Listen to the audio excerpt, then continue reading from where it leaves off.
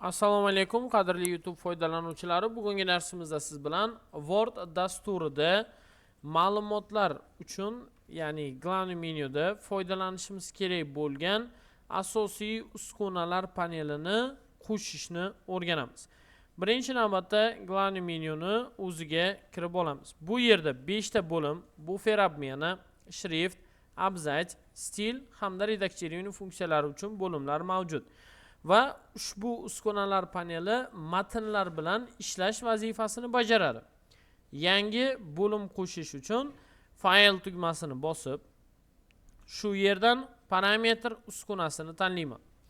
Endi e'tibor qarating, aynan parametrda Настроить lenta degan bo'limni ochib olishingiz kerak bo'ladi. Va kerakli menyular va keraksiz menyularni ro'yxatini mana shu yerda tanlab olasiz. Misol uchun, главный menyu doimiy ravishda matnlar bilan foydalanishga, vstavka, shakllar, tablitsalar yoki smart art ko'rinishidagi grafik elementlarni tushirib olish uchun kerak bo'ladigan menyu.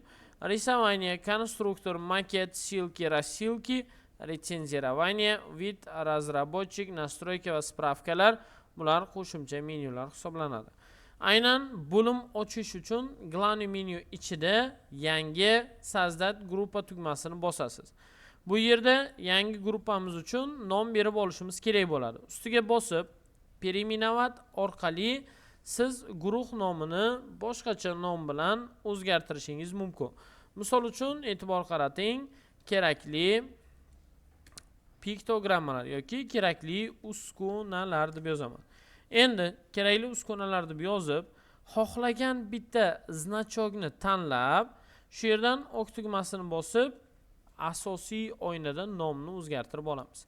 Endi kerakli uskunalar bo'limiga alohida yangi ma'lumotlarni qo'shib chiqishimiz zarur. Birinchi navbatda chap tomonda joylashgan kerakli uskunalarni tanlayman. Misol uchun быстрый печать Добавить tugmasini bossam, kerakli uskunalar bo'limiga быстрый печать funksiyasini yoqadi. Yana pastroqqa tushadigan bo'lsam, misol uchun bu yerda interval yozuvlarning orasidagi masofani sozlash vazifasini bajaradi. Добавить qilaman, добавить tablitsani qo'shaman, добавить qilib yana pastroqqa tushiraman. Endi bu yerdan e'tibor qarating, keraklisi yana printerlar bilan ishlaydigan funksiyamiz. Просмотр и печать. Добавить qilaman.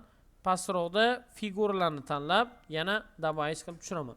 Keling, ushbu uskunalarni tanlab, ok tugmasini bosib tushiradigan bo'lsam, kerakli uskunalar bo'limida yangi uskunalar ro'yxatini ochib berdi. Bu yerda misol uchun hujjatni yozib, deylik, Hasanov Javlonbek Umidjon o'g'li yozganimizdan so'ng быстрый печать tugmasini bitta bosadigan bo'lsam, avtomatik tarzda qog'ozni printer pechatga chiqaradi.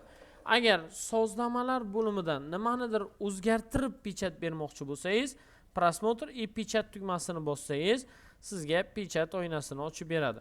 Undan tashqari, figuralar orqali tez, oson figuralar tushirish yoki tablitsa funksiyasi orqali tezroq listga tablitsa tushirib olsak bo'lar ekan. Aynan kerakli uskunalarni qo'shib, ishni jarayonni tezroq, osonroq bajarishda foydalansak bo'ladi. Bugungi video darsimiz mana shulardan iborat. Keyingi darslarda ko'rishguncha xayr, sog' bo'ling, salomat bo'ling.